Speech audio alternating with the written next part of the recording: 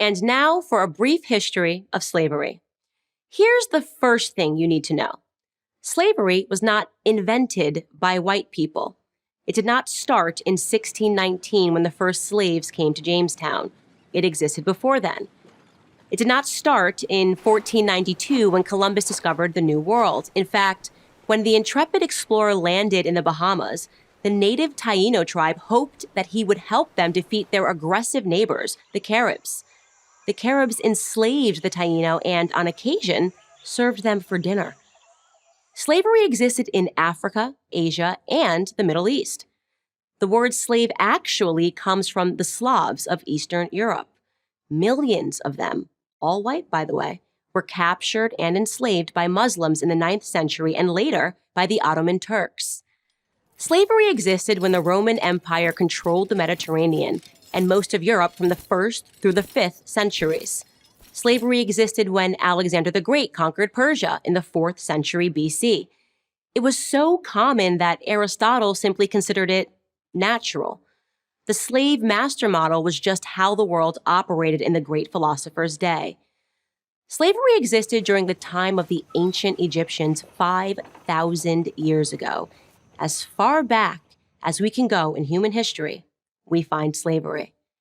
As renowned historian John Steele Gordon notes from time immemorial, slaves were a major item of commerce.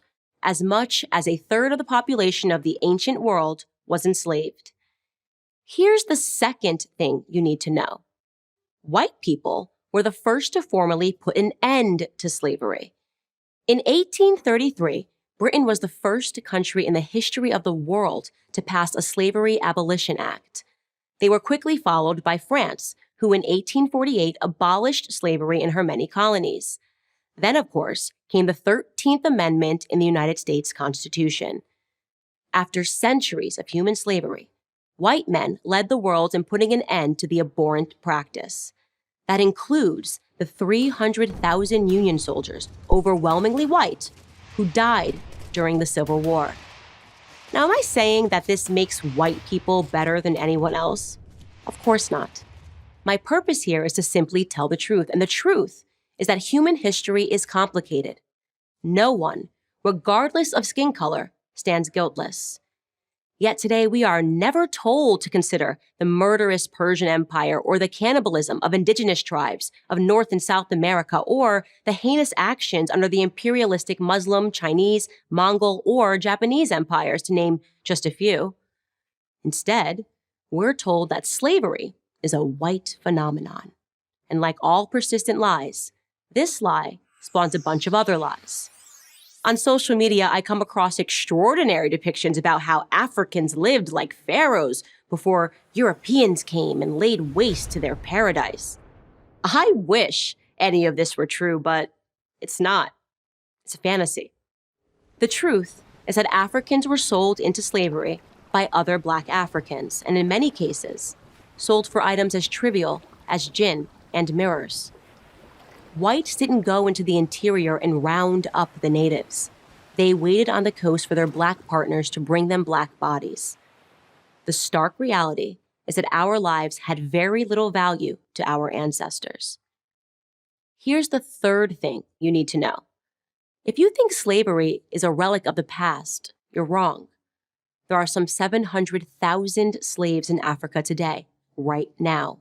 That's the lowest estimate that I could find. Other sources say there are many more.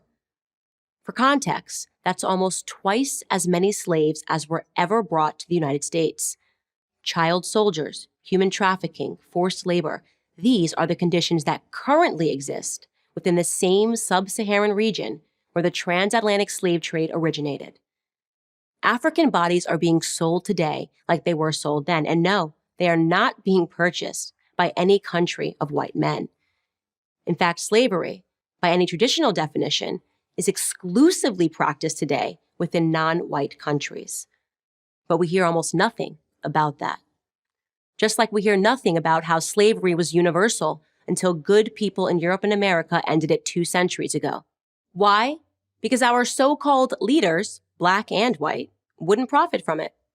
Black victimhood is nothing if not profitable. It elects politicians and funds racial grievance groups. And if Black Americans began to view themselves as partners in the American dream, if we embraced the patriotic spirit that holds all men are created equal, the patriotic spirit that is our real heritage, then the race hustlers would soon be out of business.